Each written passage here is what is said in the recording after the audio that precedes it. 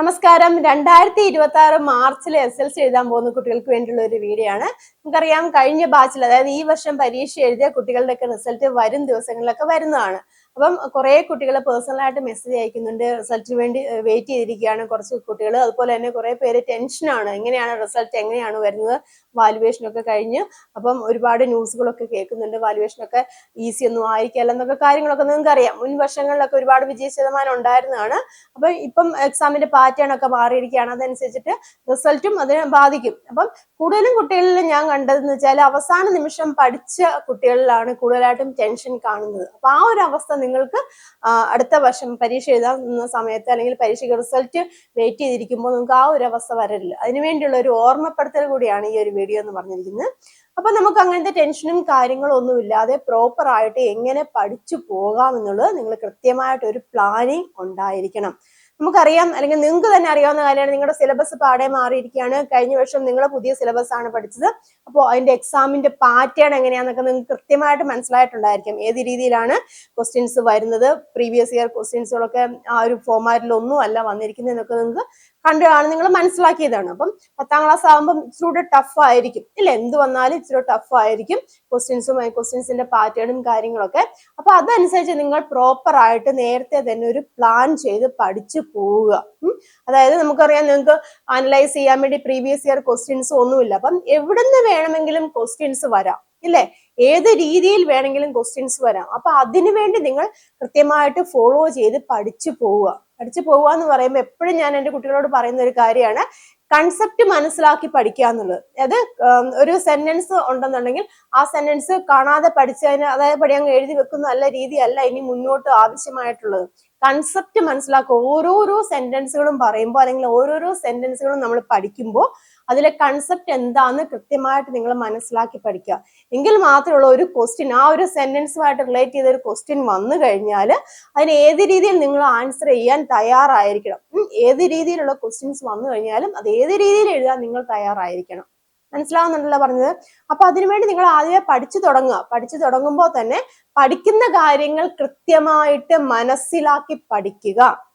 അതായത് പഠിച്ചിരിക്കുന്ന ഓരോരോ കാര്യവും അതിന്റെ എന്താണ് അത് ഉൾക്കൊള്ളിച്ചിരിക്കുന്നത്, ഏതൊരു സബ്ജക്റ്റ് പഠിക്കുമ്പോഴാണെങ്കിലും അതിൽ എന്താണ് ഉദ്ദേശിക്കുന്നത് അത് കൃത്യമായിട്ട് മനസ്സിലാക്കി പഠിക്കുക. അപ്പം അതേ രീതിയിലുള്ള ക്വസ്റ്റ്യൻസുകൾ വരുമ്പോൾ ഏത് രീതിയിൽ തിരിച്ചും മറിച്ചും വന്നു കഴിഞ്ഞാൽ നിങ്ങൾക്കത് കൃത്യമായിട്ട് എഴുതാൻ സാധിക്കും. അത് ആദ്യമായിട്ട് നിങ്ങൾ ഓർക്കേണ്ട ഒരു കാര്യമാണ്. പിന്നെ ഓർക്കേണ്ട ഒരു കാര്യമാണ് റിവിഷൻ എന്ന് പറഞ്ഞിരിക്കുന്ന ഒരു കാര്യം. റിവൈസ് ചെയ്യുക. നമ്മൾ വെറുതെ പഠിച്ചു പോവുക, അത് മാറ്റി വെച്ചുകൊണ്ട് ഒരു കാര്യമില്ല, അത് റിവൈസ് ചെയ്തുകൊണ്ടിരിക്കണം, അല്ലേ? അപ്പം അതിനുവേണ്ടി നിങ്ങൾ കൃത്യമായിട്ട് ഒരു സ്റ്റഡി പ്ലാൻ തന്നെ തയ്യാറാക്കുക. അന്നന്ന് സ്കൂളിലൊക്കെ പഠിപ്പിക്കുമ്പോൾ അന്നന്ന് പഠിക്കുന്ന കാര്യങ്ങൾ കൃത്യമായിട്ട് പഠിച്ചു പോവുക. അത് വീക്കെൻഡിൽ അത് റിവൈസ് ചെയ്യാൻ വേണ്ടി കൃത്യമായിട്ട് നിങ്ങൾ ശ്രദ്ധിക്കുക. റിവൈസ് ചെയ്യാന്ന് പറയുമ്പോൾ അത് നിങ്ങളുടെ ആവശ്യമാണ് നിങ്ങൾ ഫോക്കസ് ചെയ്യുക, അല്ലെങ്കിൽ നിങ്ങളുടെ ആവശ്യമാണ് നിങ്ങൾ മനസ്സിലാക്കുക. പഠിച്ചിരിക്കേണ്ട ടീച്ചേഴ്സിനെയോ അല്ലെങ്കിൽ പേരൻസിനെയോ ബോധിപ്പിക്കേണ്ട കാര്യമല്ല, നിങ്ങളുടെ ആവശ്യമാണ് നിങ്ങൾ പഠിച്ചിരിക്കേണ്ടത്. അപ്പം ഏത് രീതിയിൽ പ്രോപ്പർ ആയിട്ട് നിങ്ങൾ കീവേഡ്സുകളൊക്കെ ഉപയോഗിച്ചിട്ട് അത് കൃത്യമായിട്ട് പഠിച്ചു പോവുക. അത് വളരെയധികം ശ്രദ്ധിക്കേണ്ട ഒരു കാര്യമാണ് റിവിഷൻ എന്ന് പറഞ്ഞിരിക്കുന്നത്. പിന്നെ നിങ്ങൾ എപ്പോഴും റിവൈസ് ചെയ്യുമ്പോൾ തന്നെയാണേലും എപ്പോഴും എന്താണ്, ചെറിയ ചെറിയ നോട്ടുകളൊക്കെ ആയിട്ട് എഴുതി വെക്കുക. എന്നിട്ട് അത് കൃത്യമായിട്ട് പഠിച്ചു പോവുക. കീ നോട്ട്സ് അല്ലെങ്കിൽ കീവേഡ്സുകളൊക്കെ ഉണ്ട്, അത് കൃത്യമായിട്ട് നിങ്ങൾ ഫോളോ ചെയ്ത് പോവുകയാണെന്നുണ്ടെങ്കിൽ നിങ്ങൾക്ക് അത് ഒരു ഐഡിയ കിട്ടും. ഒരു ക്വസ്റ്റ്യൻ കണ്ടു കഴിയുമ്പോൾ അല്ലെങ്കിൽ ഒരു വേർഡ് കണ്ടു കഴിയുമ്പോൾ അത് ഇന്നതാണെന്നുള്ളൊരു ഐഡിയ നിങ്ങൾക്ക് കിട്ടും. ആ ഐഡിയയിൽ നിങ്ങൾ പഠിച്ചു പോകാൻ വേണ്ടി കൃത്യമായിട്ട് ശ്രദ്ധിക്കുക കേട്ടോ. അതുപോലെ തന്നെ നിങ്ങൾക്ക് അത്യാവശ്യം വേണ്ട ഒരു കാര്യമാണ് കൃത്യമായിട്ടുള്ള ഫോക്കസ് ഉണ്ടായിരിക്കുക എന്നുള്ളത്. നിങ്ങൾക്ക് SLCക്ക് എത്ര മാർക്ക് വേണം, അല്ലെങ്കിൽ എല്ലാ വിഷയത്തിനും എത്ര മാർക്ക് വേണമെന്നുള്ള ഒരു ഐഡിയ നിങ്ങളുടെ മനസ്സിലുണ്ടായിരിക്കും. ഒരു ഫോക്കസ്, ഒരു ലക്ഷ്യം ഉണ്ടായിരിക്കണം. ആ ലക്ഷ്യം മുന്നിൽ കണ്ടുകൊണ്ട് വേണം നിങ്ങൾ എപ്പോഴും പഠിച്ചു പോകാൻ വേണ്ടി.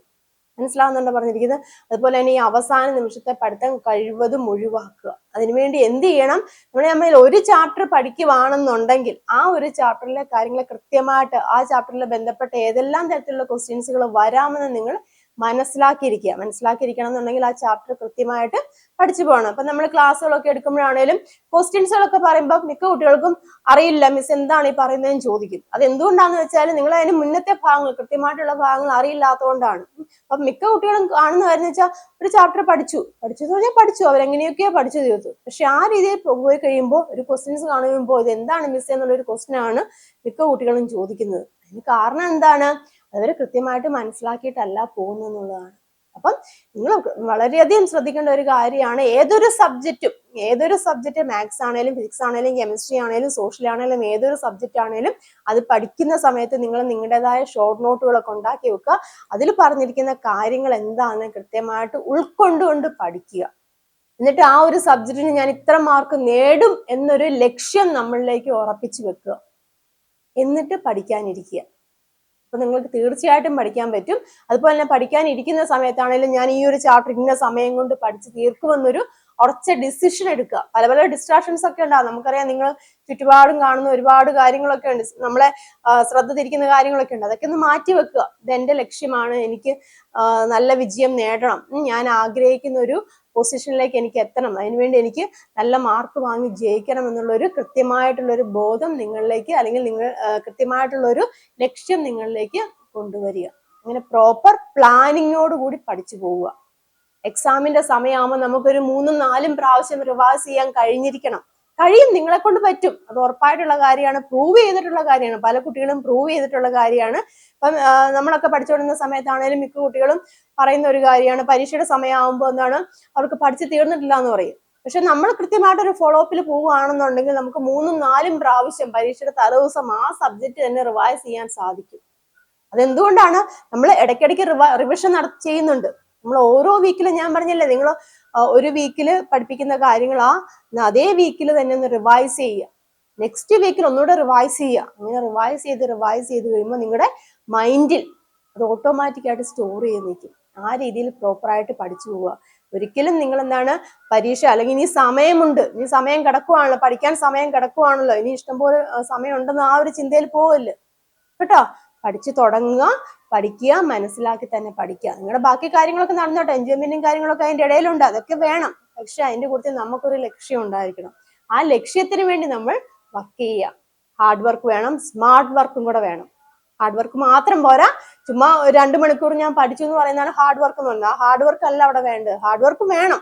2 മണിക്കൂർ നമ്മൾ പഠിക്കുന്നു പറയുമ്പോൾ എന്താണ്, നമ്മൾക്ക് ആവശ്യമുള്ള കാര്യങ്ങളെല്ലാം അറിഞ്ഞിരിക്കണം, മനസ്സിലായി? അപ്പോൾ ഹാർഡ് വർക്കും വേണം, അതിന് കൊടുത്തി സ്മാർട്ട് വർക്കും കൂടെ വേണം. അത് ഉൾക്കൊണ്ടുകൊണ്ട് നിങ്ങൾ മനസ്സിലാക്കി പഠിക്കുക. അപ്പം ഇനി മുന്നോട്ടുള്ള ദിവസങ്ങൾ സമയമുണ്ടെന്ന് വിചാരിച്ച് മാറ്റി വെക്കരുത്. പഠിച്ചു തുടങ്ങുക, ആദ്യമേ തന്നെ പഠിച്ചു തുടങ്ങുക. മാക്സിമം റിവൈസ് ചെയ്ത് പോകുന്ന രീതിയിലൊക്കെ പഠിച്ചു തുടങ്ങുക. എങ്കിൽ മാത്രമേ ഉള്ളൂ അടുത്ത വർഷം 2026 മാർച്ചിൽ എക്സാം നിങ്ങൾ എഴുതി കഴിഞ്ഞ് റിസൾട്ടിന് വെയിറ്റ് ചെയ്തിരിക്കുമ്പോൾ നിങ്ങൾക്ക് കോൺഫിഡൻറ്റോടുകൂടി ഞാൻ ഉദ്ദേശിച്ച മാർക്ക് എനിക്ക് കിട്ടുമെന്ന് കോൺഫിഡൻറ്റോടുകൂടി ഇരിക്കാൻ സാധിക്കത്തുള്ളൂ. അപ്പം പറയുന്ന കാര്യങ്ങളൊക്കെ ഉൾക്കൊണ്ടുകൊണ്ട് നിങ്ങൾ മുന്നോട്ട് പോവുക. മറ്റൊരു വീഡിയോ ആയിട്ട് വീണ്ടും കാണാം. നന്ദി, നമസ്കാരം. താങ്ക്